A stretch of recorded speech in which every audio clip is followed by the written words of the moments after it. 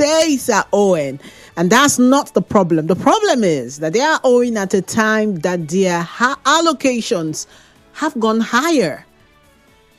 But we see and we find that states are borrowing over 400 billion naira, according to data that the DMO has made available. Why are the same states that are getting a lot of allocation now still borrowing? Why are they not using their inflows to service their debts? Why are we still owing as a state? Rivers State is one of those 10 states, and we are having this conversation today because, yes, it's okay to ask questions. Welcome to Talking Figures right here on 92.3 Nigeria Info. My name is Chioma Izinwafo, and we're asking the hard questions today because you deserve to know where your money is. You deserve to know where your money has gone, where your money is going, where it could go next, and more importantly, why we shouldn't or should borrow again. You should know. And that's why we're having a conversation today. We're live on Facebook. We're also live on YouTube at Nigeria Info PH. And you get to join the conversation at some point. Yes, the phone lines will be opened at some point, and you would get to share all that you have in mind when it comes to River State owing. Is it a good debt or a bad debt? We'll find out. But for now, yes, you can send your messages on WhatsApp. Yes, drop your thoughts on WhatsApp 0809 030 6416. That's 0809 030 6416. The 2 p.m. hour on a Wednesday. Of course, we talk figures. It's the 16th day in the month of July. Of course, we talk figures. Okay, I have a guest with me. The Research and Policy Advisory Team Lead at BudgIT has joined me on the show today. Vahyala Kwaga is he's also a lawyer, apart from leading the Research and Policy Advisory Team at BudgIT. He understands political economy, regulation, and public financial management. He also understands public policy analysis. So you see that we're about to get even, we're about to share lots of insight on the show today. And even for you as a business owner, what's happening what goes through your mind when you see your numbers going the way it is going? I mean, the states, for instance, the state's economy is showing that we are borrowing more. The debts are up, allocations are up. Why? That's the question.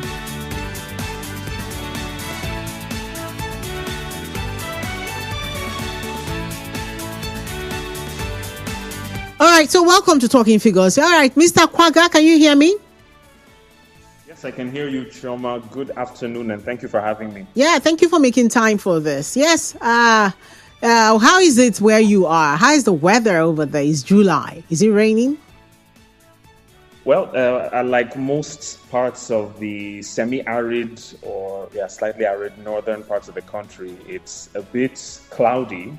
It's been cloudy for a couple of days. We're expecting some rain, but we know that the rain will begin to thin out as we approach August.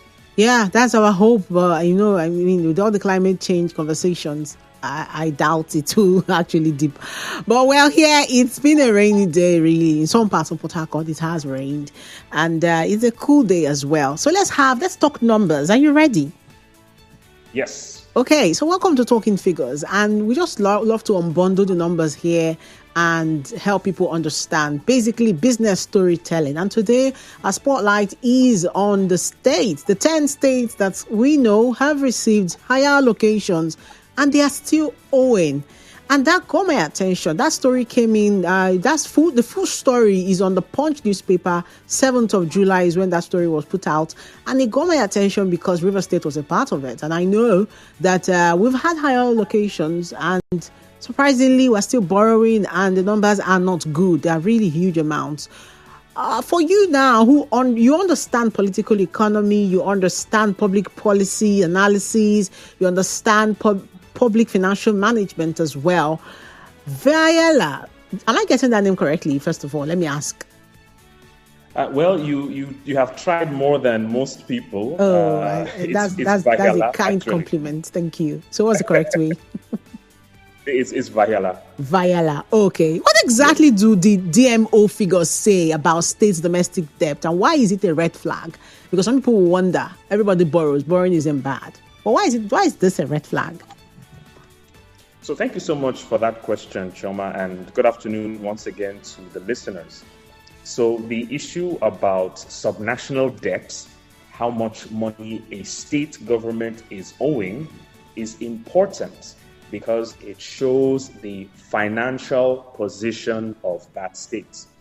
We need to constantly remember that state governments in Nigeria are also semi-sovereign entities, which means that they have a level of autonomy, they have a level of legitimacy as an entity, can borrow and can take debt in their name, can manage businesses, etc. So their fiscal health is in some ways assessed by their level of debt. How much money have they incurred? How much money are they owing as principal? How much are they owing in interest? Because this will inform the decisions of businesses whether or not to invest. Because if I know that Vahyala has an outstanding loan to Choma of €1 billion and he's only making, say, 50,000 euros a year, Vahyala's financial health might not be so great. Because at some point, you have to pay Choma back money, not to talk about the interest. So debt gives you an insight, but it must be viewed historically, and it also must be viewed against the total asset base of an entity. So yes, Vahyala might be owing 50 billion euros, but he may have a total asset base of 60 billion euros, which means at some point, Vahyala is at least good for the money. If push came to shove, Vahyala could, in theory, really pay back every single euro owed. So this is just really to give a context, or will I say, an overview of what debt means for the listeners. Looking at Rivers State in particular, we see some considerable movement between Q1 of 2024 and Q1 of 2025. There was some significant jump in terms of the total debt, going from 232 billion in quarter one, that's as of March 2024, Rivers State had a total debt stock of 232.57 billion naira.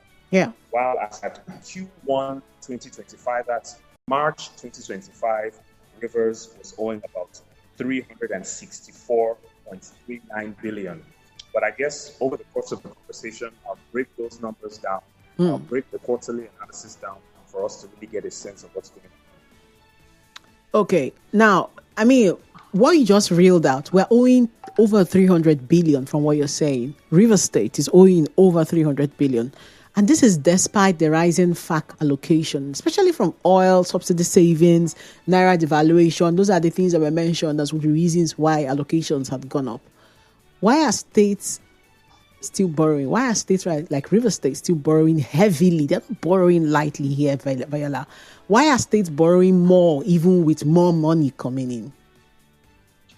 So I must point out the facts. And I don't know, I hope your listeners do not insult me for this, but if we look at the progression and the movement in terms of the debt stock from Q1 2024 to Q1 2025, we see some positive trend. So as at Q1, it was 232, Q1 2024. As at Q2 2024, it jumped significantly to 389 billion. So it stayed at 389 billion even up to Q3. That's as of September 2024. River State was owing 389 billion. However, something interesting happened in Q4. That's as of December 2024. The debt came down minimally to 364 billion naira. So we're seeing that River State was able to offset around 20 something billion naira. And then in Q1 2025, we see it coming, we see it, or rather, we see it remaining at 364 billion. So, yes, it moves significantly between Q1 2024 and Q2, but it looks like it's a downward trend for now.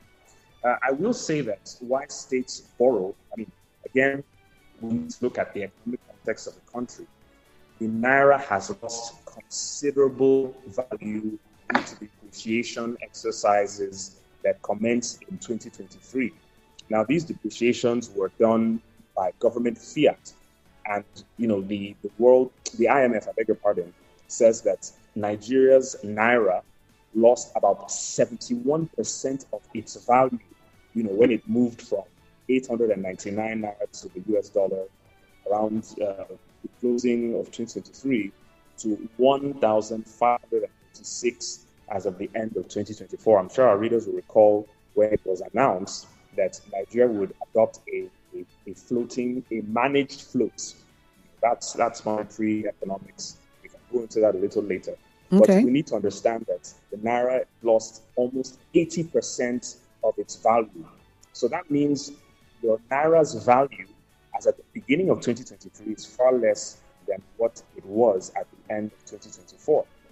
So we need to understand that this money may, in quotes, look big, but if we correct for depreciation, it's not that big. So states borrow for a variety of reasons. They borrow to pay for capital projects. Maybe they want to build roads. They want to build certain infrastructure that will help them gain revenue, perhaps infrastructure for energy production or some port facility, or maybe they even want to invest that money in some kind of toll for the use of roads. Vahyala, let's go on a break. When we return, we'll dive even deep. We'll dive in even deeper. A lot to unpack when it comes to this, and you're really enlightening us here. Let's go on a break. When we return, we'll talk some more. Please stay tuned.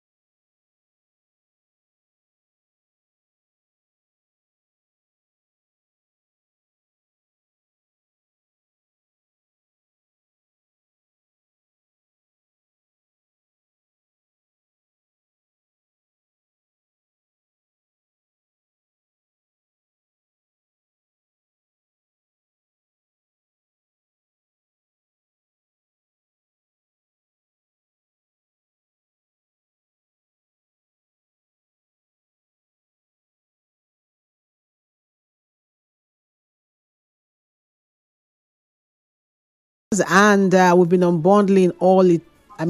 When you think about the fact that the River State is one of the states owing in Nigeria, 10 states are owing in Nigeria, and River State is one of them.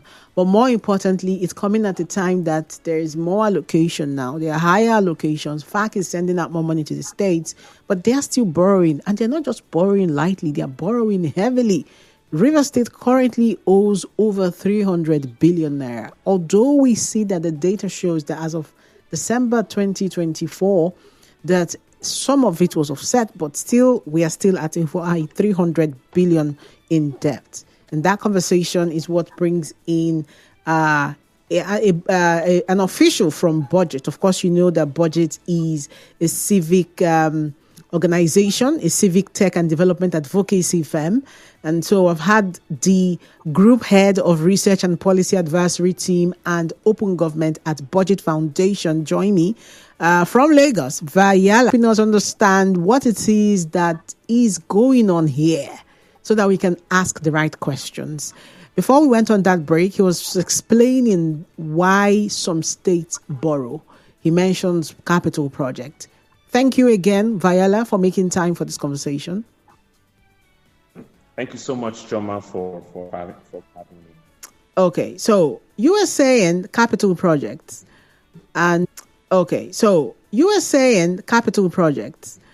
and infrastructure development. Thank you. They want to borrow in the borrowing plan, and there must even be a cost-benefit analysis.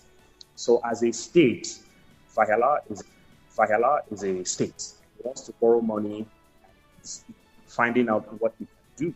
The rules for Vahyala to borrow is that he must explain how much this debt will cost him, what is the total debt amount, what is the principal, what is the interest, what is the rate that will be used if it's foreign debt, what rate will be used if it's domestic debt, what is the length of payback period, what does Vahyala want to spend this money on, what is the project, what is the cost of the project, what are the ancillary costs of the project, what is the payback period that project will be able to earn or turn a profit to justify why the money was borrowed in the first place. So it's key that we acknowledge that any time a state government is to borrow, it must prepare a cost-benefit analysis. This is how much debt we want to take, but this is the benefit. If the debt we want to take is, say, 300 million naira, but the benefit is 250 million naira, it will be very difficult to make a proper justification because it will mean an implicit loss of 50 million naira. But if you want to take a total debt or a total loan package of, say, 200 million, and the benefit is about 220 million, I think it would be easy to convince any State House of Assembly and the Debt Management Office as the federal regulator that this debt is important. Even if this benefit will be realized for a number of years, at least that should be able to justify the reason why this debt is being taken in the first place. So in summary, states borrow for a number of reasons. There are rules as to what we cannot borrow for, but we have seen instances where states have been given money in the form of subventions, maybe not loans, to be honest, but they've been given subventions by the federal government. They have used those to create allocations. Okay, we're live on Facebook. We're also live on YouTube. Very interesting conversation today. We're looking at more allocation, more debt, and why states are still borrowing despite all of this. It's Talking Figures. My name is Choma Izenwafo, and my guest is from BudgIT. He is actually the research and policy advisory team lead at BudgIT. BudgIT Foundation is a civic and tech and development organization. They're based in Lagos, and they track political economy. They track the financial and physical health of states inclusive. And he's been unbundling all of this and helping us understand why states could borrow even though they are receiving more allocation. And the big question I'm going to ask you, Vahyala, before I open the phone lines this afternoon is, when you look at all of these figures for the 10 states and for River State in particular, would you call it a good debt or a bad debt?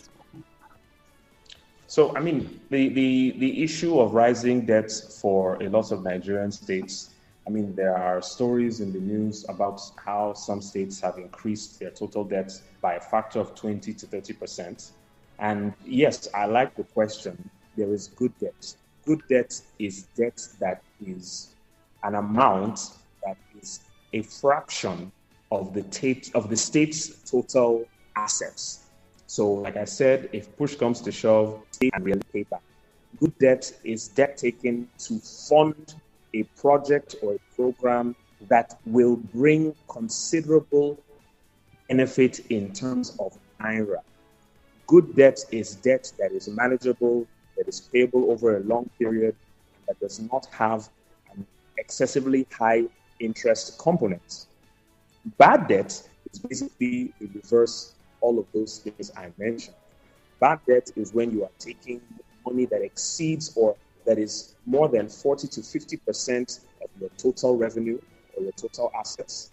Bad debt is when you take money that has no proper justification, that has an unusually short repayment period, that has very high interest rates, and is taken at a charge that is above and beyond what normal creditors would give you. Bad debt is when you take money to pay for items or programs or projects that do not have any short to even medium-term benefit period. And, this is important, again, like I said, because states are not just legal entities meant to deliver government services, the security of lives and property, but they are also fiscal and financial entities because they have organizations and agencies that make money. They collect taxes, and they provide government services. Yeah. So states, we must begin to think about the Nigerian states as we think about the federal government. What type of responsibility and accountability do we need to see to properly understand the type of questions we should ask the members of state houses of assembly, the heads of agencies, and the governors of these states themselves? So I will say that, where you have states that do not have a proper, where you have states that have not demonstrated that they can grow their internally generated revenue efficiently and effectively, one begins to wonder why these states continue to grow. Now, you can make the argument that a lot of Nigerian states are not very economically viable, and they need large injections of funds because they want to, say, create some infrastructure that would have positive spillover effects. What do I mean? They want to borrow money to perhaps lay the groundwork for power generating infrastructure. Now, that might seem like a good argument, but when you ask yourself, what is the benefit period? Will the governor who is borrowing this money be around up until when this power project is completed? And will he even manage this power project efficiently, effectively, and transparently? That the benefits and the revenue generated from generating power would come back, to pay back the debt. I mean, we have seen instances quite recently. I think it was last year. A previous governor of, I think it was Ogun State, entered into some form of agreement with a foreign firm, and it became a very embarrassing situation. Yes, that was a good state, I think. Type of things Nigerians do not want to hear, and it still circles back to the type of planning, to the type of analysis, to the type of justifications that state governors give to their state houses of assembly, and that states give to the Debt Management Office, the Ministry of Finance, the Attorney General of the Federation, when they are making a case to incur foreign debt. So by and large, there is good debt, there is bad debt, but we must look at the fiscal health of whatever Nigerian state is making that case for increased debt. But let me just end this by saying, I talked about having assets, I talked about IGR growth. Yeah. Where you can demonstrate this, it would not be unusual for a state to take on some level of debt. In fact, Rivers State, as of our 2024 State of States report, by the way, for those of you that don't know, BudgIT produces the state's report, is an assessment of the fiscal health of 36 Nigerian states, looking at it from a perspective of IGR growth, of being able to manage their debt, of being able to implement capital expenditure efficiently. And Rivers State actually performed very well on one of our sub-indexes. Now, we're looking at the 2023 fiscal year, so the report came out in 2024. So the 2024 fiscal year would be what we look at in 2025. And Rivers was actually number 5, was ranked number 5 in our Index C. Now, our Index C looks at the ability of states to borrow more because they have a sustainable debt profile. Now, by debt profile, we're talking about debt to revenue, foreign debt to total debt, debt service to total revenue, and your personnel costs to revenue. And Rivers State actually was in the top 5 of the 26 states. And I'm sure that you'll be very pleased to also know that Rivers was number one in the total ranking. Rivers first in the total fiscal performance ranking in Nigeria. Lagos came second, and Anambra came third. So I think I'll stop there. Yes, I was going to ask you, just taking on from there, where Rivers State came first when it comes to states that can actually independently care for themselves. That's like in simple terms. Is that correct? Yes, and so, I would like to just add okay, go ahead. You go ahead. Yeah, so I'd like to just add a caveat that this is fiscal analysis based on the numbers data available presented by the Accountant General's reports that has an audit certificate. Now, this is not assessment on the state's fiscals. They are audited by the State Auditor General in a separate audit report. So I want listeners to understand that there's a difference between an Accountant General's report certified by an Auditor General and an Auditor General's independent report. So there is, all of our reporting should be viewed in that light. Again, I'll add that these parameters, these indexes, look at states as fiscal entities, look at what they have declared on their balance sheets. We also look into contingent liabilities held by states and try to ask ourselves whether that has significant impact on the net financial position of the state. But we have not incorporated that into our analysis, but we hope to do so for this fiscal year, for the 2024 fiscal year. So we present this data as the states have, data out there. We are not manufacturing anything. We are not adding or subtracting. Okay. The ranking looks at state fiscal position based off of the information that we supply. Supplied. Okay. Thank you so much, Vahyala, for breaking it all down that way. And yes, it's time. If you're listening right now, it's time for me to get your thoughts on all of this. Vahyala is of BudgIT Foundation, and they've been analyzing numbers coming from the Rivers State government and other states, and more allocation we've seen, more debts also. And we're asking on the show today, why are states still borrowing? Do you perceive this as a good debt, or do you perceive this as a bad debt? When I asked Vahyala that question, he kind of dodged it. Let me just say he kind of dodged it, but then he explained what good debts mean and what bad debts mean. And so it's like use your tongue and count your teeth situation. The phone lines are open. What do you call this? Good debt or bad debt? Based on Vahyala's explanation of what good debt and bad debt is. 0817-923-0002. You can also call 0817-923-0003. And yes, the phone lines are open now. And the WhatsApp, you can send messages. Please do not call that number. You can send messages on 0809-030-6416. That's 0809-030-6416. Good debt or bad debt? Over 300 billion in debt. And we have more allocations coming in. And we've been named number one state when it comes to states that, based on our IGR. Is that correct, Vahyala? We are doing well based on our IGR, and we are able to independently fund ourselves. Is that correct? So when it comes to IGR growth, Rivers State did not appear in the top 5. As a matter of fact, Rivers was 28 in IGR growth. Within what time and what time? The timelines are very important to Rivers State people. Exactly. So thank you so much for that. That provides context. So we look at a 9-year period, 2017 to 2020. I think that should be about 8 years. So we look at year-on-year growth, and then we average it out. But this does not say that Rivers State did not perform well on other indexes. In fact, out of the 5 indexes, Rivers State emerged first in 3, fifth in 1, and 28 in year-on-year IGR growth. Where are we first again? Before I take calls, I have calls screened and waiting. Where are we first again, very quickly? So as of the 2023 fiscal year, Rivers State was in our index A. Rivers State was number 1. So our index A looks at the dependence that a state has on federal account allocations. So remember that Rivers State is a more producing state, so Rivers State gets 13% derivation. So that might also be one reason why River State has much more fiscal space and relies less on FAC allocation. Okay. Our index A1.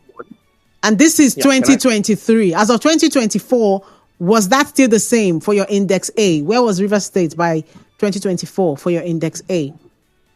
So the 2024 fiscal year is yet to be assessed. Okay. That's what we would assess in this State of States 2025. We look at the 2024 fiscal year. Okay, let's take calls now. We have Daniel calling in from Imo Gate. Hello, Daniel. Welcome to Talking Figures. We're really talking figures today.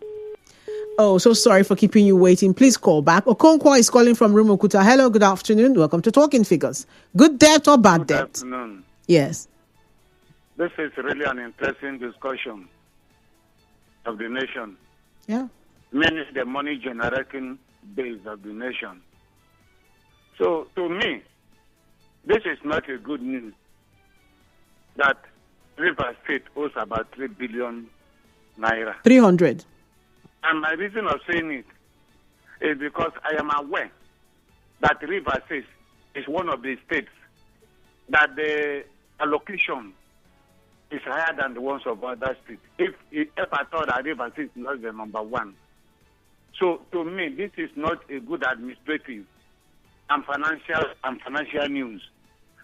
Except if our guest is saying that there is administrative culture in the nation, that every nation that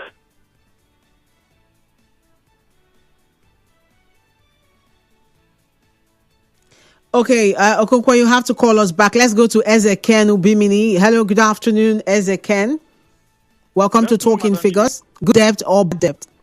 Greetings to you. Madachi, I'd like your guest to find debt for us and to educate us more on the definition of debt. Debt is owing now. That one is basic now. Now, how can a debt be considered as a good one? When He explained it. Hello? He explained that debt is when you're taking what you know you can give back based on what is coming into your account. Let's put it that way. Is that correct, Vahyala? Debt is what you can pay back based on what you are producing, in all things being equal. Mm-hmm. Okay, that is to say, when you borrow responsibly and spend it judiciously. Am I correct? That's correct. Thank you very much. Basically, call from Movement. You have not told us whether it's good or bad. What do you think? It's good, actually, by his definition or explanation. So us owing over 300 billion naira is good. It's good debt. Yeah, analysis there now. Okay. All right. Thank you for calling. And if I say death, most people think I'm talking about dying. But I mean, because we've had a lot of that in over between yesterday and today. Death. So please let me be in the depth. Phonetic coaches and King Giffy and the rest of them, people should forgive me. I want to put the B in the depth. So people know I'm talking about owing. Okay? All right. I have another call here. Hello. Good afternoon. Good afternoon. Yes, welcome to Talking Figures. Yes. Good debt or bad debt? Please let me know whether good or bad. I am from Abia. Is Abia among the states that are owing much? Okay, is Abia one of it? Let me see. No, Abia is not on that list. We have Rivers, Enugu, Niger, Taraba, Bauchi, Benue, Gombe, Edo, Kwara, and Nasarawa. I'm not seeing Abia here. You guys have a banker as a governor. If I had seen Abia here, I would have been upset. Just of River State, well, I'm a share common boundary with River. Yes. And we hear that when Fubara came to have before, yes, then one begins to wonder why they should be owing that much. Is it because of the what is it called? Emergency government there now or whatever. If actually they are generating more now than when other governors were there, have to look into why it is higher now. And then from there, you will now ascertain the debts they are owing, whether it is good or bad. I don't think it is good for one that is and that is making more. And since the withdrawal of subsidy, states are having more money now than before. Exactly. That is the inception of Tinubu. Why should states be owing that much now? And even as I am talking to you now, even if Abia is included, come to Abia, you see things yourself. But thank God that Abia is not one of them. Chinke Daniel Imogeto Zako.